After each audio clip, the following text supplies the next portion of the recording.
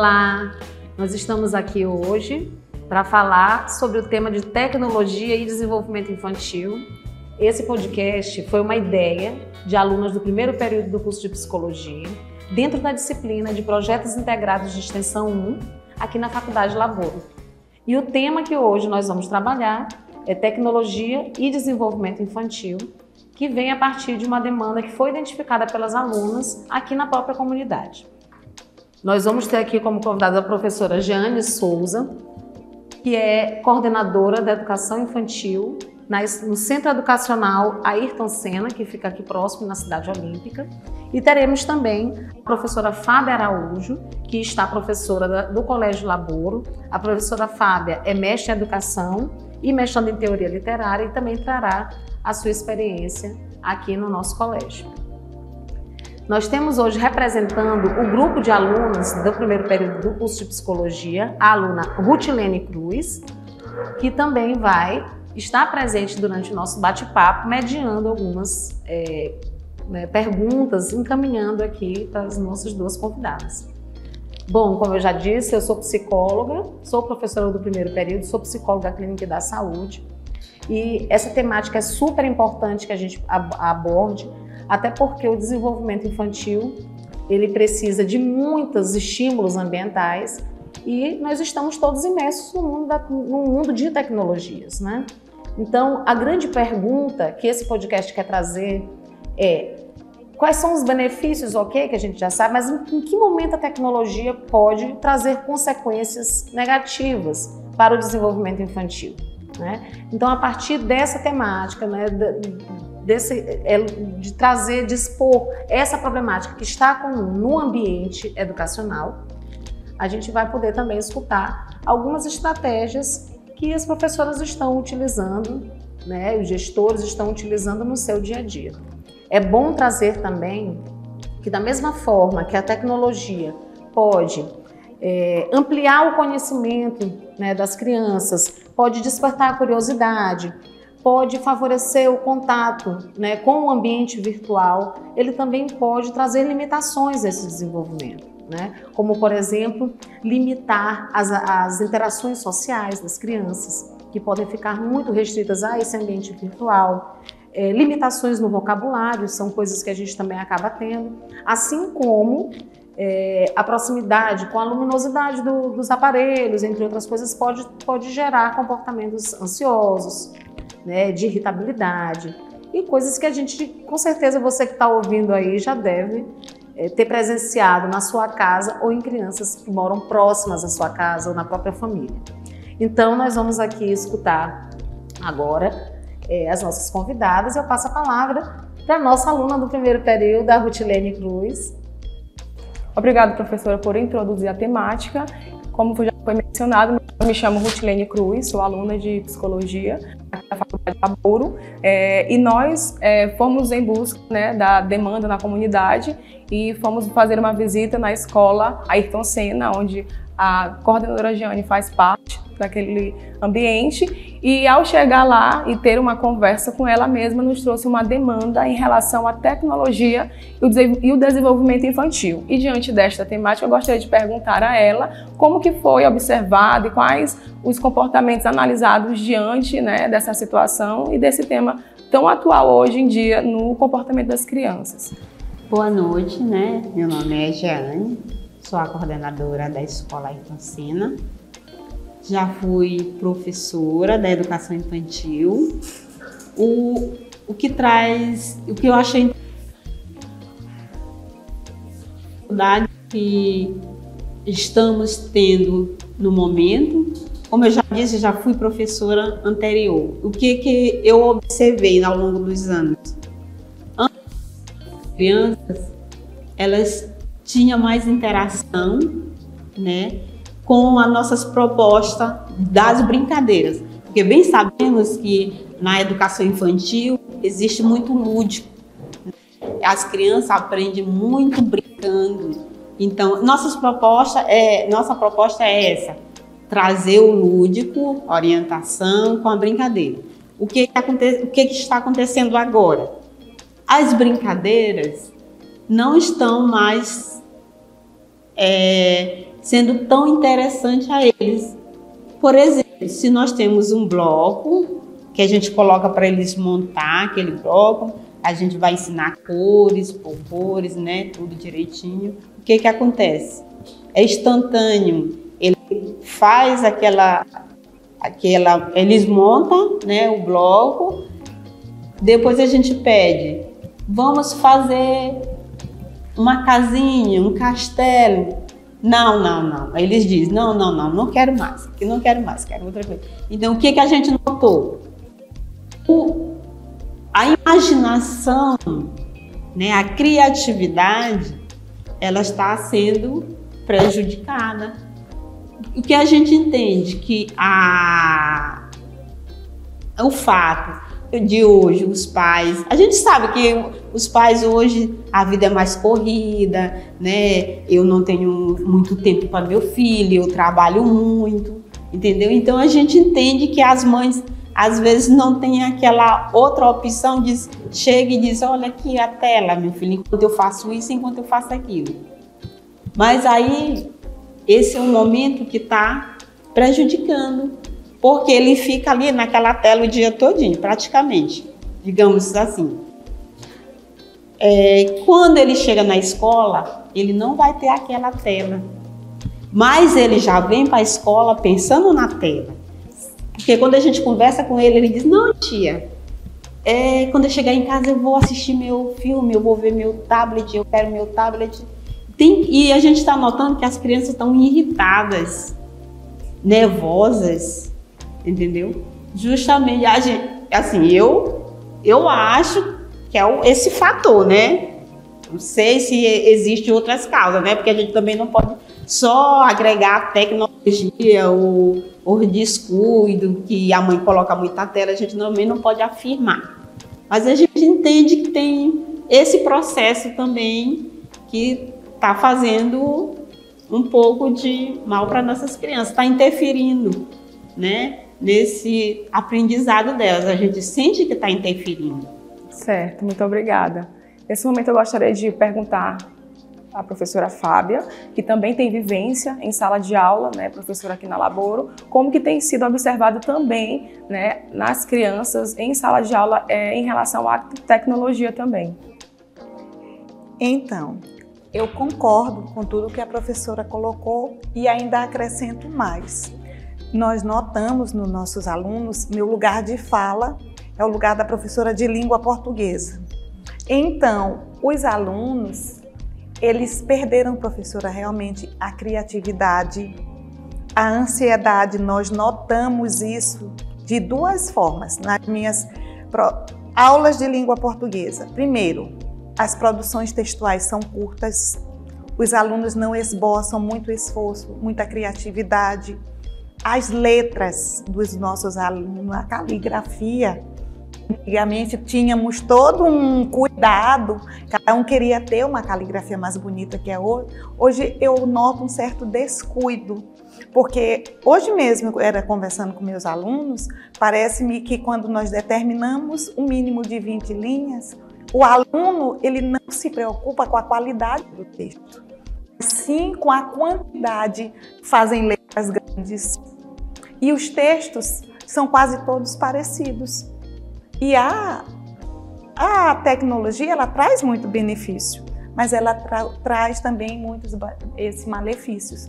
Como essa semana passada os alunos fizeram uma produção textual, era para eles falarem a respeito dos malefícios e dos benefícios das tecnologias.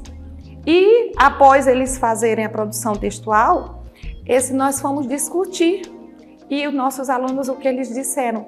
Um dos fatores que eles colocaram muito em evidência foi o distanciamento que eles estão sentindo. Esse distanciamento físico dos familiares, dos colegas. Parece que cada aluno agora tem um mundo. Eu digo, mas nós temos que usar a tecnologia ao nosso favor. Eu não sou contra. Nós não devemos contra, temos que tê-la como aliado. Se vocês sabem dos malefícios, então vamos investir nisso. Eu sempre digo que eu tenho redes sociais como todos eles, mas eu tenho que saber dosar. E é justamente o que nossos alunos ainda não têm essa maturidade, não têm essa compreensão. Professoras, os meus alunos, que já são do ensino fundamental 2, eles não têm ainda essa percepção de tempo. Imagine os seus alunos, esses mesmos que não terão, porque às vezes nós temos que ver o pai, a mãe atribulado, toma o celular para a criança brincar, para se distrair. O que é que acontecia anteriormente? A quem era delegada essa função de brincar, se distrair? Aos pais, aos familiares, às pessoas que estavam dentro das casas. Então isso distanciou. E eles sentem isso, eles sentem muito. Outra coisa que eles frisaram bastante, eles têm consciência das fake news, das notícias falsas, daquilo que não é vinculado muito bem para eles. Então são fatores esses que interferem. A criatividade foi embora, a paciência já não tem mais. Eu sempre digo para eles que aqueles 2 risquinhos de verdinho, de lido, causam um mal tremendo. É mesmo, professora. E eles concordam, eles têm essa consciência. Eu acho que vai muito bem nós, enquanto educadores, sabermos como lidar com esses usos das tecnologias de sala de aula. Professora Fábia, isso que você traz aqui, né, sobre a sua experiência, o que tem observado, né, na sala de aula, e é uma faixa etária o quê? De 11 aos 14 anos, não é tão diferente, né, do que a professora Jeane trouxe, que é uma faixa etária de 2 a 6 anos, não é isso, Jeane? No entanto, obviamente que são estratégias que cada uma deve utilizar, um pouco diferentes por conta dessa faixa etária. Eu acho que é isso que a gente queria escutar um pouquinho. Jeane, tu poderias compartilhar com a gente? Tu comentaste que já estás aí há 10 anos na área da pedagogia, né? Infantil especificamente, que é o que tu vem trabalhando bastante, mais aproximadamente uns 6 anos que tu trabalhaste na educação infantil, e já estás há 3 anos na coordenação do ensino infantil. Então eu queria que tu falasses um pouco desse lugar de coordenação, né, que foi de onde tu observaste bastante, certamente com as demandas que os professores trazem, mas também estando ali no diálogo com os pais. Como é que esse lugar de gestora na escola, o que vocês têm desenvolvido de propostas educacionais, mas também no diálogo com os pais, para lidar com essa problemática, né, com a parte problemática das tecnologias no dia a dia das crianças. Compartilhem com a gente o caso da escola Ayrton Senna. Vamos lá. A primeira providência que nós tomamos foi alertar. Conversa, diálogo. Nas reuniões a gente coloca vídeos, né, para eles assistir sobre o que está acontecendo, o que está prejudicando. A primeira é essa, né? Alertar eles, né? Ó, tá no vermelho, bora cuidar das nossas crianças para que não chegue, que eles tragam problema. A segunda, a escola traz um trabalho.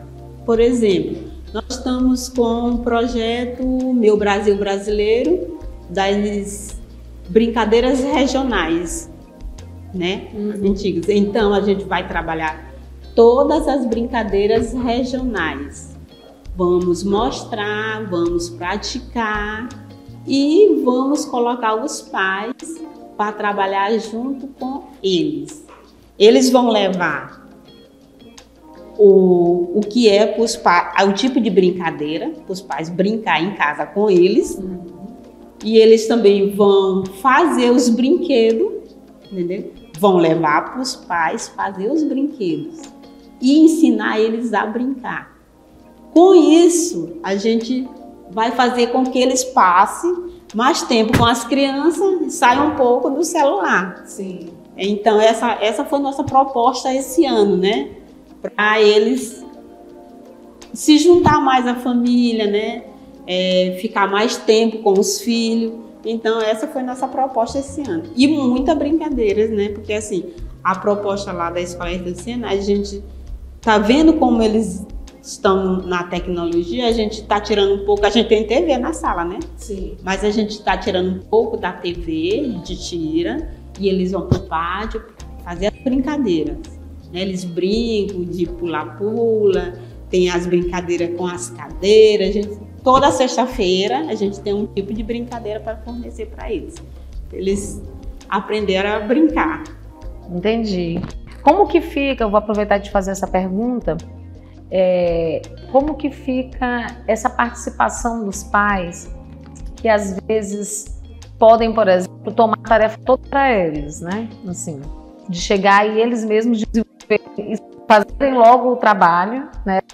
Criar logo o brinquedo e a criança chegar com o brinquedo pronto, né? Como é que vocês conseguem que esse momento seja um momento compartilhado do pai com a criança, principalmente porque às vezes pode vir uma ideia de que o brinquedo tem que vir perfeito, e aí o pai pega e já faz o brinquedo logo todo. Como é que vocês conseguem, né, que eles consigam dividir esse momento, de ser mais um momento de produção compartilhada, conjunta, do que uma ideia de tem que tirar nota 10 e traz, né? Não, a gente conversa com os pais, que a gente não quer perfeição. A gente quer que eles, claro que uma criança de 2, 3 anos, eles vão ter que estar ali dando suporte, né, para fazer os brinquedos. Mas a gente conversa com eles que a gente não quer a perfeição, a gente quer que eles participem junto com a criança, porque quando a criança chegar lá na escola, nós vamos estar fazendo uma perguntinha para ele. Como foi? Você brincou?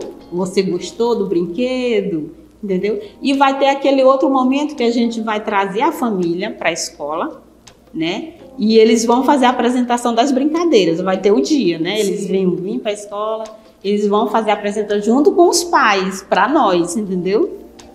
E é isso. E esse é um momento excelente também, né? Para que a criança já comece a ver como inúmeras coisas podem virar um brinquedo, né? E mais do que um brinquedo pronto, mas o próprio ato de brincar. Que brincar pode ser, né? Uma caneta pode virar, né? É um meio de brincar também, né? Mas assim, vamos pensar então em outras faixas etárias. Fábio, compartilha com a gente aqui o que está sendo possível, né? Para tentar mostrar essas outras possibilidades, né? Assim, fazer o uso das tecnologias como um meio, né, de uma ferramenta de educação, mas também como alertar o que está sendo possível trabalhar com as crianças que tu trabalhas, os pré-adolescentes. Então, professora, em sala de aula, o que eu costumo falar com os meninos? A minha disciplina, língua portuguesa, trabalhar com a escrita. Todo mundo sabe que há uma resistência, vamos assim dizer, ao hábito da leitura. A leitura e a interpretação, elas, vamos dizer, são primordiais em todas as séries. Então, o que eu faço com meus alunos? Uma estratégia que eu utilizo é me aproximar dos gostos dos meus alunos, saber o que eles gostam de ler, saber o que eles leram, o que eles viram, se aquele filme, aquela série que eles tanto gostam, se ela tem o livro, se tem o livro que foi feito. Por que você não leu o livro? No livro, quem faz o tempo no livro da leitura é você, o contrário da série. Então são estratégias que eu utilizo e também falo dos meus hábitos de leitura, como eu iniciei esse processo de leitura, quais são os meus gostos. Eu sempre trago isso para eles. E também pergunto se eles não conquistam os pais para essa leitura. Eu tenho uma aluna, ela está no 7º ano, e ela sempre me fala que desde o ano passado, que os gostos dela de leitura, eles são muito direcionados pelo pai. Eu disse, mas você lê porque o seu pai indica? Ela disse, porque eu também gosto. Eu digo para eles que a leitura tem que ser algo prazeroso, como tudo que a gente faz. Para, nesse contexto, professora, também incentivar a interação com seus pais. O que eu trago para os meus alunos também, eu sempre peço que eles façam o quê? Que eles traduzam em desenhos aquelas ideias, porque eles estão trabalhando tanto o visual quanto o texto escrito, a linguagem verbal e a linguagem não verbal. Então, são coisas que nós podemos incentivar. E uma estratégia que eu utilizei, eu sempre me lembro, que eu digo para eles, foi a minha filha. Eu tenho uma filha. E eu estava com dificuldades, professora, para incentivá-la a ler. E aí eu comprava os livros, ela não se interessava, e uma aluna minha disse, professora, a senhora já viu esse livro aqui? A releitura dos contos de fada? Aí eu me interessei, aí eu comprei o livro. Na época ele era vendido somente nesses catálogos. Comprei o livro e deixei em cima da minha escrivaninha. E ela, muito curiosa, mamãe, que livro é esse? Eu disse, é meu. O é meu era no sentido de dizer, não pega. Eu disse, é meu, deixa aí.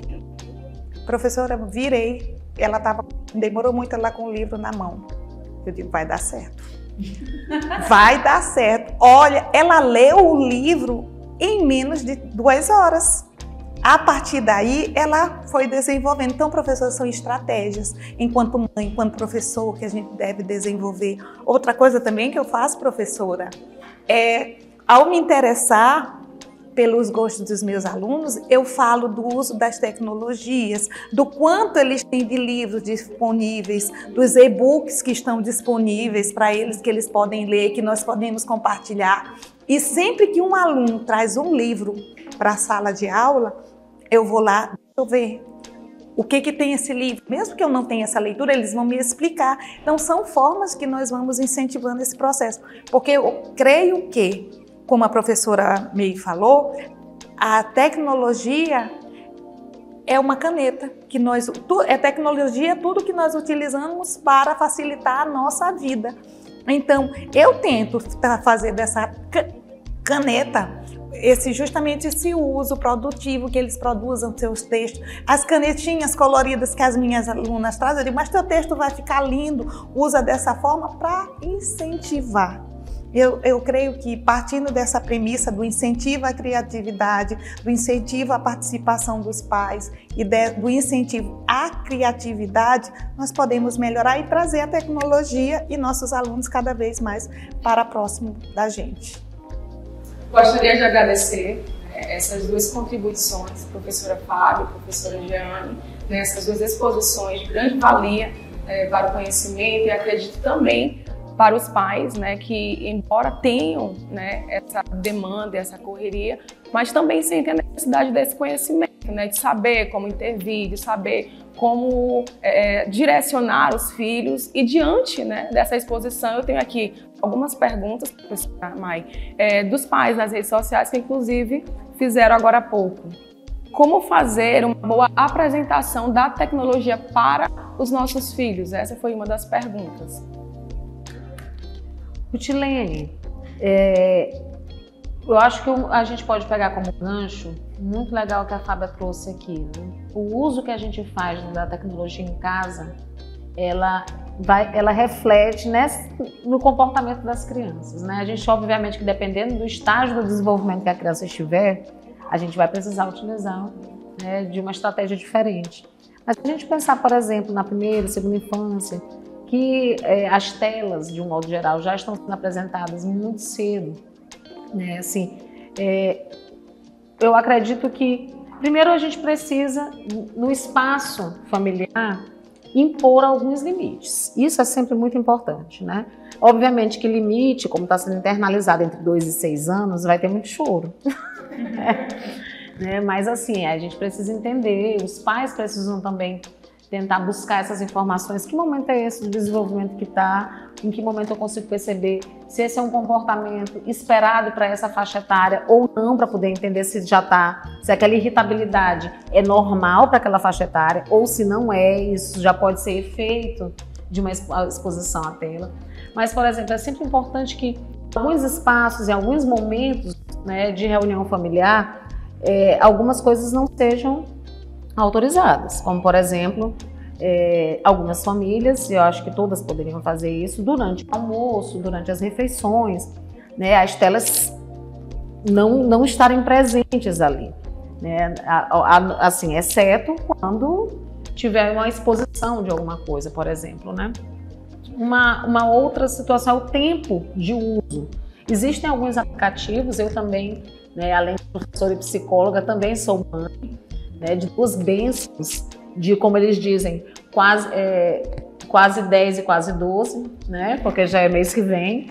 Mas eles também, eu uso um aplicativo, inclusive gratuito, facilmente vocês encontram aí, que a gente vincula a nossa conta de e-mail e a conta de e-mail das crianças a esse aplicativo. Então você consegue controlar o tipo de uso durante o dia, que aplicativos ela vai usar, porque quando aparece a data de nascimento, aplicativos censurados para certas, né, com limite de idade, já não baixam. E tudo é negociado também, acho que é importante isso, né? Então, algumas regrinhas mesmo assim, ao mesmo tempo também o uso em casa, quando que é utilizada. Então, a televisão, ela é para assistir filme, mas ela também é para assistir uma aula online, que a gente usou muito, né? Como monitor, a gente usou as televisões como monitor, não só os celulares.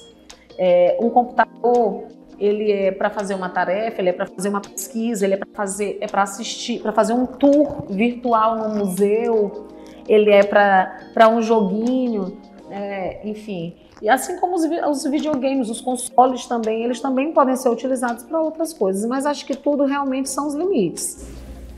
E diante dessa fala, professora, inclusive foi uma segunda pergunta em relação ao limite. Se colocar limite ajudaria?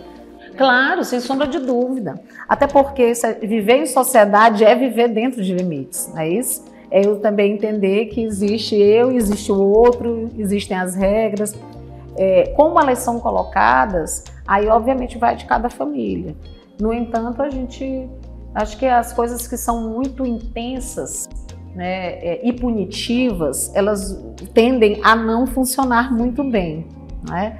Então, porque tem muito disso. O que eu ganho com isso? A criança quer saber disso. E o ganhar não pode ser uma coisa... se você fizer dessa forma, então eu vou te dar isso. Mas assim, como que é importante que a gente comece a mostrar para os filhos, né, para as crianças, para os adolescentes, que o benefício é na própria vida dela. O que ela aprende com isso? Então ela já internaliza aquilo como um hábito. E não como, se eu fizer desse jeitinho bem aqui, eu vou receber algo artificial, né? Um prêmio, vamos dizer. Que obviamente na escola muitas vezes se utiliza e é em casa mesmo, né? Aquela coisa da estrelinha, de 1 hora a mais de uso da ferramenta. Mas é muito disso. Eu acho que os hábitos eles precisam ser coletivos, né? Não é só individual. Mas também deixando muito claro, os adultos podem certas coisas que as crianças não podem. Então tem coisas que, por faixa etária também, né? Mas por que você então faz isso e eu não faço? Bom, eu sou a mãe, o fulano é o pai, eu sou adulta, eu uso essa ferramenta também como uma ferramenta de trabalho, e aí esses lugares precisam ser bem definidos também em casa. E esse tema ele é um tema que precisa estar sendo falado o tempo inteiro, porque cada vez mais a gente está utilizando, né, das tecnologias duras, vamos dizer assim, né, das telas no nosso dia a dia. Então, como é importante a gente resgatar, enquanto pais, educadores, as brincadeiras, né, todas as outras estratégias que fizeram parte da nossa infância mesmo. Isso não tem problema algum resgatar a infância, a criança, né, ela tem que estar viva o tempo inteiro. Então esses eventos, como é importante estar dentro de casa, né, brincando, utilizando um momento onde a gente chama de tech free, né? Vamos tirar aí esses usos e hoje a gente vai brincar de alguma coisa, mas é óbvio que cada família vai fazer a sua maneira, aquilo que cabe no seu dia a dia, no seu contexto, né? Ainda mais se elas precisam saber o tanto que isso afeta negativamente. A gente sabe que o nível de escolaridade, né, o acesso às informações, nem todas as famílias têm noção do tanto que isso afeta não só problemas de vista, mas também o tanto, né, no desenvolvimento cognitivo. Eu estou extremamente feliz de ter podido ter tido esse momento do podcast aqui, que nada mais é do que um bate-papo, né, com nossas 2 especialistas, né, de terem aí, de estarem no dia a dia lidando com isso. Obrigada também, Rutilene, pela ideia que o primeiro período teve e a presença também, que nós não podemos deixar de citar, valiosíssima, de toda a equipe de alunos que conseguiram pensar nesse roteiro e nesse projeto. Estamos aqui com elas, né? E obrigada também à Faculdade de Laboro por sempre estar nos abrindo esse espaço, né, da extensão, que é esse contato da faculdade junto com o colégio, com a especialização, na extensão com a comunidade. Obrigada a todos e até a próxima.